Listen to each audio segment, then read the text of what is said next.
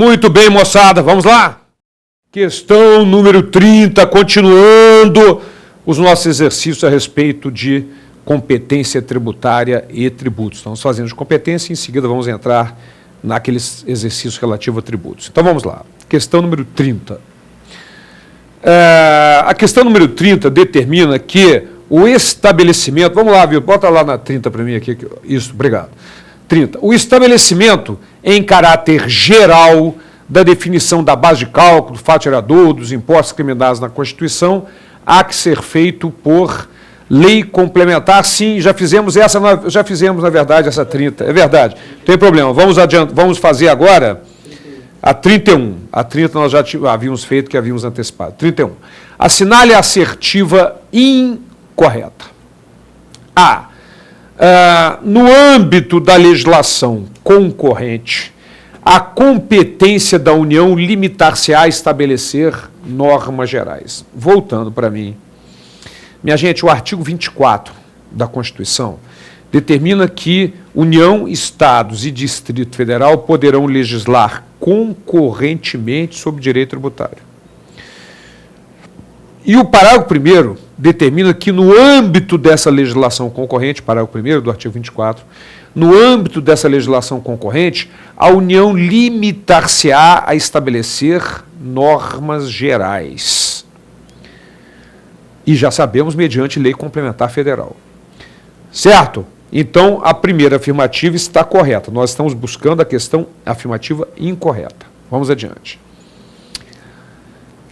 B de bola. A competência da União para legislar sobre normas gerais não exclui a competência suplementar dos Estados.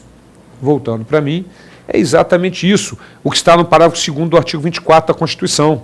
Ou seja, vamos ver, e o parágrafo 3º e 4º explica melhor isso, não impede o Estado de legislar supletivamente. Ele vai poder legislar os seus tributos, mesmo se não houver normas gerais, nós vamos ver agora em seguida. Vamos adiante. Letra C. Não existindo lei federal sobre normas gerais, os Estados exercerão a competência legislativa plena para atender às suas peculiaridades. Ora, voltando para mim, minha gente, cuidado. Os Estados e o DF, porque tem a mesma competência, mesmo não existindo normas gerais previstas em lei complementar federal, eu vou pedir para o Vitor colocar um quadrinho lá para eu montar um esqueminha, para recordarmos um esqueminha. Então, mesmo não havendo normas gerais, os Estados poderão legislar plenamente. Então, vamos lá para o quadro. Vamos lá. Nós sabemos que o exercício da competência tributária se dá em 3 níveis. Em nível da Constituição Federal,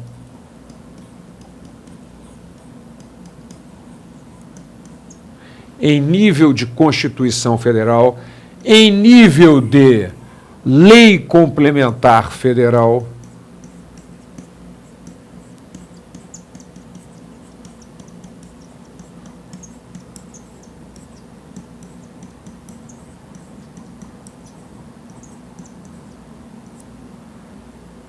e em nível de norma legal de União, Estado, Distrito Federal ou município.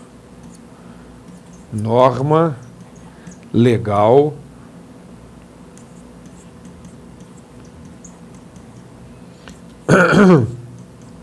de União, Estado, Distrito Federal ou município. E como é que funciona isso? A Constituição Federal, ela nunca institui tributo. A Constituição atribui a competência para instituir.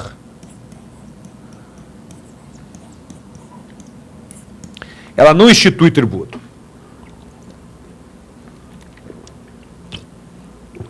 A Lei Complementar Federal também tem uma função importante. ela estabelece normas gerais para instituir. E a norma legal de União, Estado, Distrito Federal ou municípios, que nós sabemos que pode ser lei complementar, lei ordinária, lei delegada ou medida provisória, institui o tributo.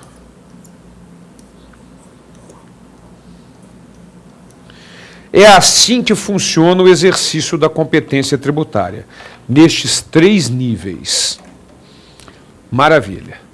Ora, então, minha gente, o que determina o parágrafo 3º do artigo 24? Na ausência de norma geral em lei complementar, os estados e o DF, como consequência, podem instituir os seus tributos, o que não acontece no caso dos municípios, por exemplo.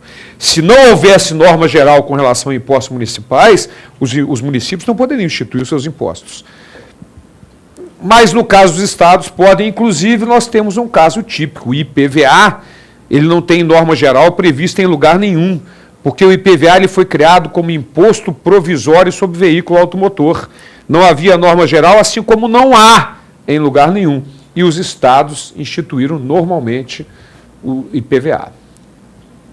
Então, na ausência de norma geral em lei complementar federal, os estados podem exercer a competência legislativa plena, instituindo os seus tributos. Cuidado! Os estados não vão estabelecer normas gerais. Eles vão instituir os seus tributos, mesmo não havendo norma geral prevista em lei complementar federal.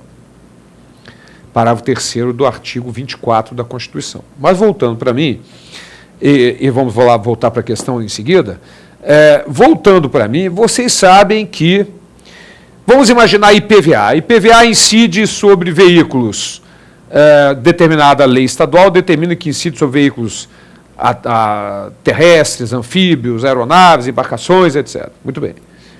Aí vem uma lei complementar federal, estou criando uma hipótese, criando normas gerais com relação ao IPVA, determinando que só incide sobre veículos terrestres, até porque é uma tendência do Supremo Tribunal Federal atualmente. Ora, esta norma geral, que determina que é só para impostos para veículos terrestres, o que ela faz com a legislação estadual que lhe ficou contrária no que diz respeito ao fato de incidir sobre embarcações, aeronaves e anfíbios? Esta lei estadual não é revogada, ela tem sua eficácia suspensa enquanto vigira aquela norma geral.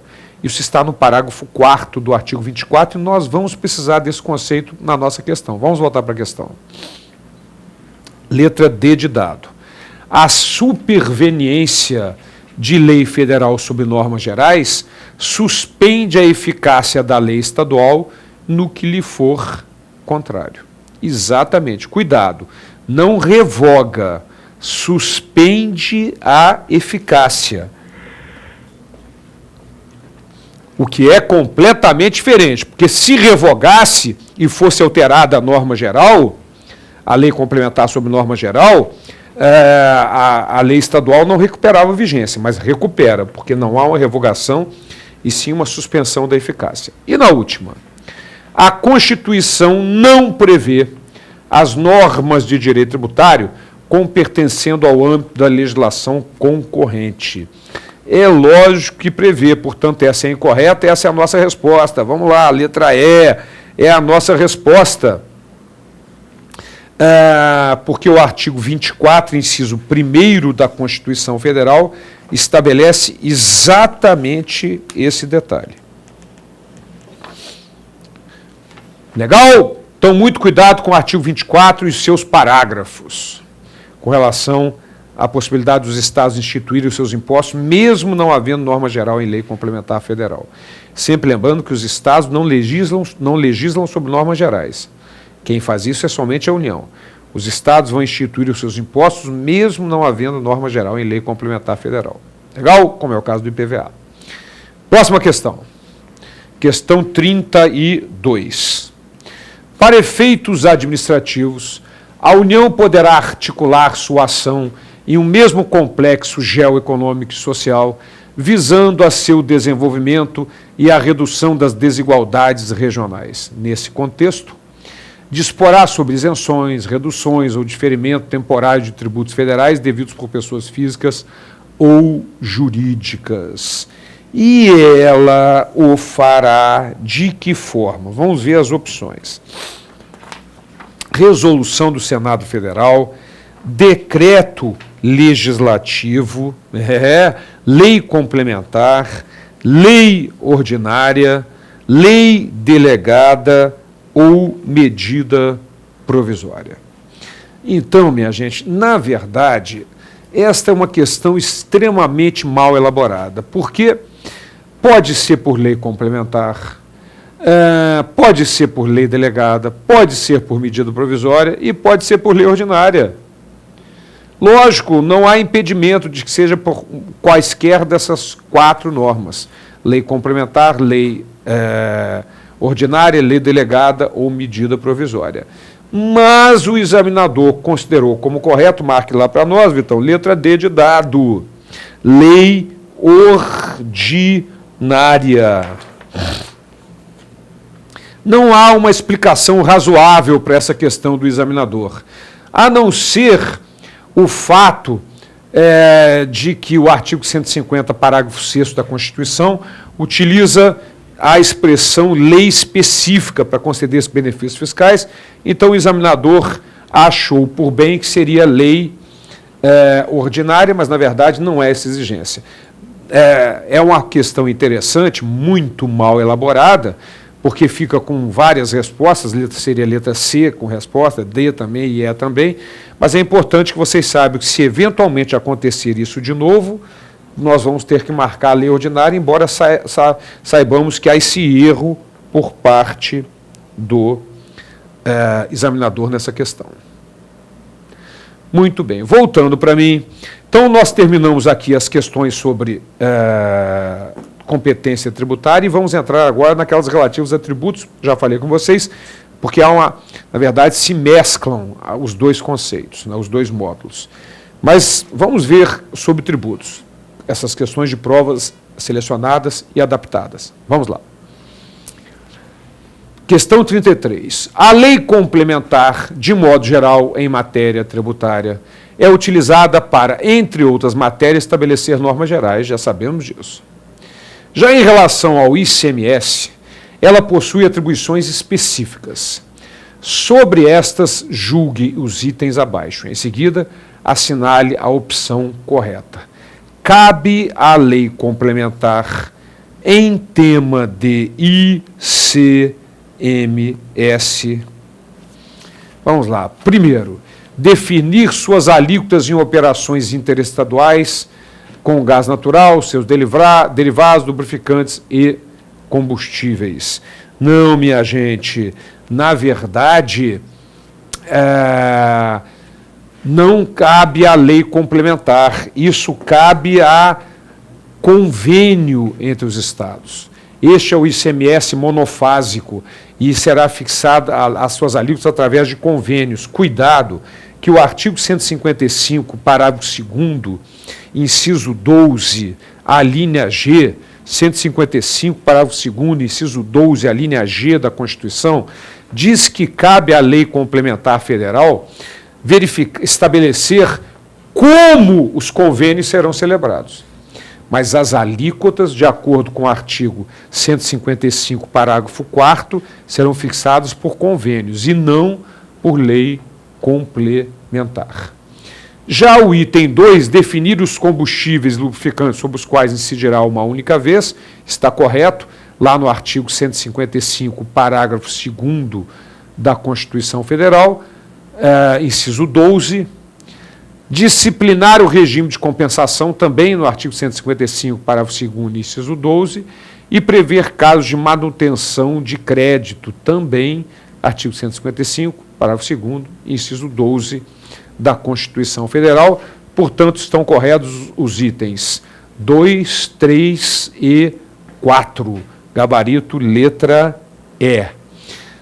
Voltando só para finalizarmos, muito cuidado com o parágrafo 2º, com seus 12 incisos relativos ao ICMS, porque é uma matéria não só exigida em provas de concurso do Estado, isso óbvio que é, mas também para a área fiscal, municipal, federal e outros concursos, para a área de tribunais.